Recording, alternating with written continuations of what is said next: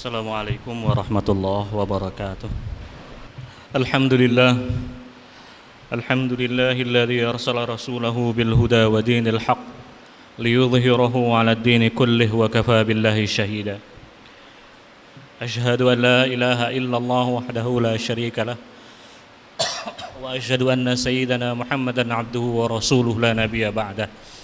Allahumma salli wa sallim wa barik ala sayyidina Muhammad wa ala alihi wa sahbihi wa mawalah. Amma ba'du fa ya ibadallah ittaqullaha wa'tasim bih wa may ya'tasim billah faqad hudiya ila siratim mustaqim. Hadirin jamaah salat Jumat rahimakumullah. Di dalam Al-Qur'an Allah berfirman, dan ayat ini sangat sering sekali kita dengar dan kita baca. Bismillahirrahmanirrahim. La in syakartum la azidannakum wa la in kafartum inna 'adzabi lasyadid. Kata Allah Subhanahu wa taala, kalau kamu mampu bersyukur, maka akan aku tambahkan nikmat yang aku anugerahkan kepadamu. Tetapi sebaliknya, jika nikmat itu kita ingkari, kita kupuri, maka yakinlah bahwa balasan dari Allah yang akan Allah timpakan kepada kita itu jauh lebih berat.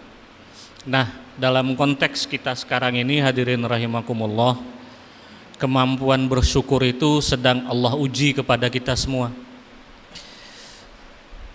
Dengan pandemi yang sudah berlangsung lebih dari 1 tahun dan entah sampai kapan Allah akan mengangkatnya, itu rasa syukur kita dari hari ke hari, dari waktu ke waktu sedang Allah uji. Kalau rasa syukur itu bisa kita tumbuhkan, maka sikap kita terhadap pandemi ini tentu bisa lebih positif. Tetapi kalau rasa syukur itu hilang, maka boleh jadi kita akan menganggap pandemi ini sebagai azab dari Allah Subhanahu wa taala, bahkan kita menafikan keberadaan Allah Subhanahu wa taala. Karena itu perlu kita perhatikan dan perlu kita evaluasi bagaimana kita membangun dan menjaga rasa syukur kita tersebut. Yang pasti pandemi yang kita alami saat ini itu bukan azab dari Allah. Dengan pertimbangan satu, dalil aklinya Allah mengatakan di dalam Al-Quran, wa ma kana muhlikal qura bidzulmin wa ahluha muslihun. Kami tidak akan memusnahkan suatu bangsa, suatu masyarakat, suatu komunitas secara zalim, secara semena-mena, sementara di dalam masyarakat itu masih banyak orang yang berbuat baik. Nah, dalam konteks masyarakat kita, saya yakin tidak sedikit orang yang berbuat baik, meskipun yang berbuat tidak baik juga banyak. Dan ini tentu menjadi pertimbangan Allah Subhanahu wa taala, tidak akan menurunkan azab kepada kita semua. Yang kedua, Rasulullah dalam sebuah hadis pernah meminta kepada Allah Subhanahu wa taala. Yang pertama, Rasulullah meminta agar kepada umatnya tidak Allah berikan azab sebagaimana ditimpakan kepada umat-umat Nabi sebelumnya. Dan yang kedua, Rasulullah meminta agar umat Islam bertahan hingga akhir zaman. Dan yang ketiga, Rasulullah meminta kepada Allah Subhanahu wa taala agar jangan sampai terjadi konflik internal di antara sesama umat Islam. Nah, dua permintaan yang pertama Allah perkenankan, sementara permintaan yang terakhir tidak Allah perkenankan. Dengan demikian, maka pandemi yang kita hadapi ini bukan merupakan azab yang Allah berikan kepada kita. Selain dari itu, secara akal kita juga bisa melihat bahwa yang terkena musibah ini itu tidak hanya orang-orang tertentu. Mau dia orang baik, mau dia orang rajin ke masjid, mau dia orang yang rajin melaksanakan ibadah, mau tidak, mau orang tua, mau orang muda, mau anak-anak, semua kena. Nah, dengan logika seperti itu, maka kita bisa memastikan bahwa yang sedang Allah berikan kepada kita adalah ujian. Nah, kalau dalam konteks dia ujian, maka tugas kita adalah bagaimana kita bisa menumbuhkan rasa syukur kita di sebalik ujian yang Allah berikan. nikmat yang Allah sebut di dalam Al-Quran tadi itu bisa nikmat yang baik, bisa juga musibah atau ujian yang sedang Allah berikan kepada kita dengan tujuan agar kita semakin mendapatkan posisi yang jauh lebih baik di mata Allah Subhanahu wa taala. Ma asabaka min musibatin fa biidznillah. Tidak ada satu musibah yang terjadi kecuali atas izin Allah. Ma asabaka min musibatin fa bima kasabat aydin nas. Itu juga dalam Al-Qur'an bilang begitu. Kalau ada musibah terjadi, kita sebagai manusia harus evaluasi. Boleh jadi karena ada campur tangan kita manusia di dalamnya. Campur tangan itu bisa berupa kealpaan kita bersyukur kepada Allah, bisa berupa keangkuhan kita sebagai manusia yang mengatakan bahwa semua capaian kita sudah sangat luar biasa, sehingga kadang-kadang kita tidak lagi membutuhkan kehadiran Allah dalam uluran tangannya membantu kita, karena kita merasa semuanya capaian kita. Nah, dengan musibah yang Allah titipkan kepada kita saat ini, sebagai manusia kita pada akhirnya mengakui bahwa betapa manusia itu memiliki kelemahan yang amat sangat luar biasa. Satu corona saja yang Allah timpakan kepada kita, 1 tahun lebih kita kemudian merasa bagaimana ketidakberdayaan kita sebagai manusia. Karena itu rasa syukur itu perlu kita bangun dan perlu kita tata dengan baik. Bagaimana caranya? Di dalam kitab Madarijus Salikin, Imam Ibnu Qayyim mengatakan ada 3 cara. Yang pertama, kita bangun dengan lidah. Kita mampu bertahmid, kita mampu mengucapkan hamdalah, puji dan syukur kita kepada Allah dengan lisan kita. Apapun bentuk anugerah yang Allah berikan itu, mau nikmat yang banyak, mau nikmat yang sedikit, mau musibah, mau ujian, maupun penyakit, paling tidak kita harus bisa mengucapkan dengan lidah kita bahwa kita masih harus bersyukur kepada Allah Subhanahu wa taala. Lalu yang kedua yang harus kita lakukan adalah membenarkan dengan hati bahwa ketika kita bersyukur itu, ketika kita mengucapkan kata hamdalah itu, hati kita juga harus mengatakan bahwa semuanya milik Allah, semuanya dari Allah, dan Allah jualah yang berkenan memberikan apapun dan mengangkat apapun dari kita. Pembenaran dengan lidah, mengucapkan dengan lidah, dan pembenaran dengan hati. Dan yang terakhir kata Imam Ibnu Qayyim, setelah 2 ini dilakukan, maka pembuktiannya harus kita wujudkan. Pembuktiannya adalah dengan seluruh anggota tubuh kita. Apapun yang bisa kita lakukan untuk membuktikan bahwa kita tetap bersyukur kepada Allah Subhanahu wa taala. Ya, tentu 3 kata kunci ini sederhana ketika kita ucapkan, tetapi berat ketika kita laksanakan. Namun demikian, ada panduan dari Imam Nawawi. Imam Nawawi mengatakan kalau mau kita mudah menimbulkan rasa syukur di dalam diri kita, berkacalah ke bawah dalam hal duniawi, dalam hal apapun yang berkaitan dengan kehidupan kita di dunia. Berkacalah ke bawah, maka kita akan bisa bersyukur. Hari ini boleh jadi kita pulang dengan membawa rezeki yang tidak banyak, tetapi kalau kita bisa berkaca kepada tetangga atau teman-teman terdekat kita, mungkin ada di antara mereka yang sudah dirumahkan cukup lama karena pandemi ini, maka dengan demikian kita masih bisa memunculkan rasa syukur itu, bahwa walaupun yang saya bawa hari ini sedikit, setidaknya ada sesuatu yang saya bawa pulang ke rumah dibandingkan dengan teman saya yang sudah berbulan-bulan dirumahkan oleh kantornya, oleh tempat kerjanya, dan lain sebagainya. Kalaupun kita tidak membawa pulang apapun pada hari ini ke rumah, tetap kita harus bisa bersyukur kalau kita berkaca ke bawah lagi. Kenapa? Karena kita masih bisa mengatakan alhamdulillah hari ini Allah memberikan kesehatan kepada saya, dibandingkan tetangga saya yang sedang karantina karena sakit atau sedang diopname di rumah sakit dan lain sebagainya. Maka terus demikian adanya. Dengan kemampuan kita berkaca ke bawah itu, rasa syukur itu bisa muncul, dan kemudian komitmen untuk membuktikan rasa syukur itu juga bisa muncul. Lalu kita bisa dengan mudah berbagi, membagikan apa yang kita miliki. Tidak banyak, yang kita bawa, dan tentu dengan yang tidak banyak itu kita juga bisa berbagi kepada orang-orang lain yang ada di sekitar kita yang jauh tidak lebih beruntung dari kita pada hari ini. Nah itu sederhana kata Imam Ibnu Qayyim, mengucapkan dengan lidah walaupun sekedar tahmid alhamdulillah, lalu kemudian membenarkan yang kita ucapkan itu dengan hati kita masing-masing, dan kemudian kita lanjutkan dengan membuktikannya dengan segala anggota tubuh kita, semua anggota tubuh kita, apapun bentuk pembuktian itu bisa kita lakukan. Bagian dari rasa kita bersyukur adalah kita wujudkan dalam pengabdian kita kepada Allah. Kita beribadah, kita luangkan waktu kita untuk beribadah, kita berbagi dengan apa yang kita miliki, itu bagian dari rasa syukur kita. La in syakartum, kata ayat tadi, la azidannakum, akan kami tambahkan, kata Gusti Allah.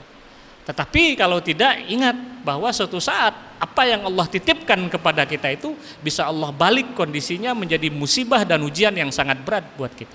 Dalam sebuah hadis kursi Allah berfirman, Rasulullah bersabda, man lam yashkur 'ala na'ma'i wa lam yasbir 'ala bala'i falyakhrut min tahtis sama'i wal yatlub rabban siwaya. Orang, kata Rasulullah, yang tidak mampu bersyukur atas nikmat yang Allah berikan kepadanya dan tidak mampu bersabar atas musibah yang Allah timpakan kepadanya, silahkan angkat kaki dari kolong langitku, wal yatlub rabban siwaya, silahkan cari Tuhan yang lain. Pertanyaannya, kalau kita diusir dari kolong langit, mau ke kolong mana? Semuanya milik Allah, semuanya punya Allah.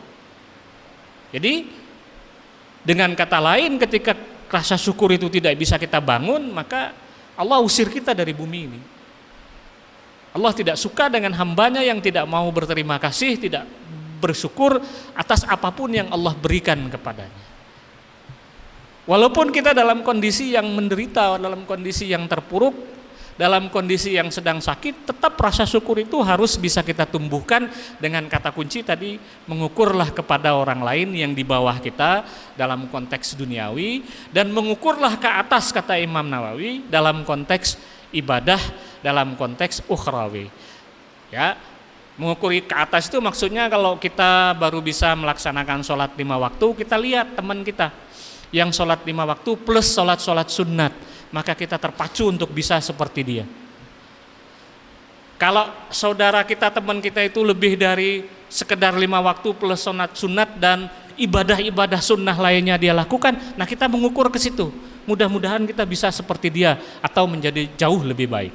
Nah, itu kalau dalam hal ukhrawi. Tapi kalau dalam hal duniawi, melihatlah ke bawah. Atau kalau bahasa Jawanya, prinsip yang sering kita dengar itu kan, kalau ada orang yang mengalami musibah itu sering muncul kata-kata untung. Nah, untung itu refleksi dari bagaimana kita berkaca kepada ke bawah. Dapat kecelakaan, motornya serempetan, untung tidak luka, untung tidak apa-apa. Nah, untung itu menunjukkan bahwa kita harus bisa menumbuhkan bahwa rasa syukur itu kita ukur, meskipun saat ini kita sedang mengalami musibah, Allah titipkan masalah kepada kita, musibah dan ujian kepada kita, tapi kemampuan kita bersyukur itu harusnya dapat menumbuhkan kesabaran kita dan kesiapan kita menyiapkan diri menghadapi dan melewati apapun bentuk yang anugerah yang Allah berikan kepada kita, baik atau buruk. Namun persoalannya perlu kita pahami baik-baik, kita ini manusia dan karakter kita dalam Al-Quran itu digambarkan innal insan khuliqa halu'a, manusia itu diciptakan penuh dengan keluh kesah. Idza masyarul syarru jazua, kalau dia sedang dalam kondisi negatif, ditimpa dengan banyak musibah, masalah dan kemalangan, dia berkeluh kesah kepada Gusti Allah. Tetapi wa idza masyarul khairu manu'a, tapi sebaliknya saat dia kondisinya positif, semuanya sedang bagus semua, ekonominya naik, kondisi keuangan mapan, semuanya tertata dengan baik, dia jadinya manu'a, pelit, lupa dengan Gusti Allah. Saat dia sedang berhadapan dengan musibah, dekat sekali dengan Allah, dia meminta dalam banyak hal, dia rajin beribadah, tapi ketika Allah bukakan kerannya sedikit saja, musibahnya pelan-pelan hilang, musibahnya diangkat oleh Allah dan lalu kemudian Allah limpahkan dengan berbagai nikmat. Nah, manusia tenggelam dalam nikmat itu dan melupakan Allah Subhanahu. Itu karakter kita manusia. Jadi juga tidak heran ketika kita berhadapan dengan masalah yang sedang kita hadapi, kita tenggelam di dalamnya, kita melupakan Allah, bahkan boleh jadi marah dengan Gusti Allah karena kondisi yang sedang kita alami. Itu manusiawi. Tetapi yang terbaik tentu tadi sebagaimana yang dikatakan oleh Imam Ibnu Qayyim adalah kemampuan kita membangun rasa syukur, bersabar dan ikhlas dalam hal apapun yang Allah titipkan kepada kita semua. Mau dia musibah maupun dia nikmat berupa apapun yang Allah berikan dan titipkan kepada kita. Semoga dengan rasa syukur yang bisa kita bangun itu Allah berkenan mengangkat berbagai musibah yang sedang kita alami, termasuk pandemi yang sedang kita jalani saat ini. Mudah-mudahan dengan rasa syukur yang kita semua bisa lantunkan itu, Allah kemudian berkenan mengangkatnya dan menghilangkannya dari kita semua. Amin. Allahumma amin. Barakallahu li wa lakum fil Qur'anil azim wa nafa'ani wa iyyakum bima fihi minal ayati wa dzikril hakim wa taqabbala minni wa minkum tilawatahu innahu huwas samiul alim wa qul ghaffir warham wa anta khairur rahimin.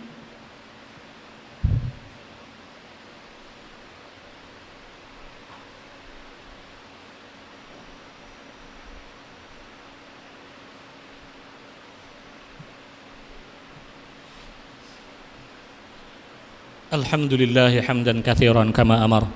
Asyhadu an la ilaha illallah wahdahu la syarika la ighraman liman jahada bihi wa kafar. Wa asyhadu anna sayyidana Muhammadan abduhu wa rasuluh al-mab'utsu ila al-aswadi wal ahmar. Allahumma salli wa sallim wa barik ala sayyidina Muhammad sahibu wajhil anwar wa ala alihi wa ashabihi wa man tabi'ahum bi ihsanin ila yaumil mahsyar.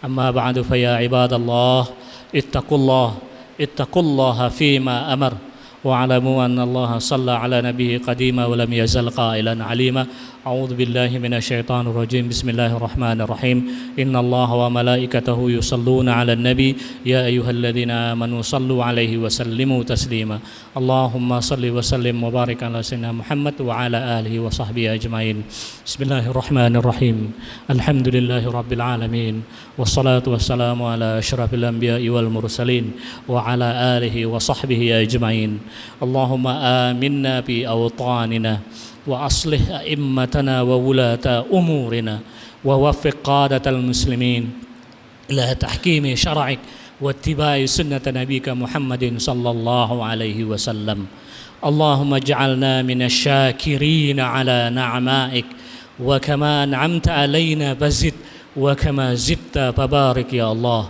اللهم اغفر للمسلمين والمسلمات والمؤمنين والمؤمنات الأحياء منهم والأموات إنك سميع قريب مجيب الدعوات ويا قاضي الحاجات ربنا ظلمنا أنفسنا وإن لم تغفر لنا وترحمنا لنكونن من الخاسرين ربنا آتنا في الدنيا حسنة وفي الآخرة حسنة وقنا عذاب النار والحمد لله رب العالمين ولذكر الله أكبر والله يعلم ما تصنعون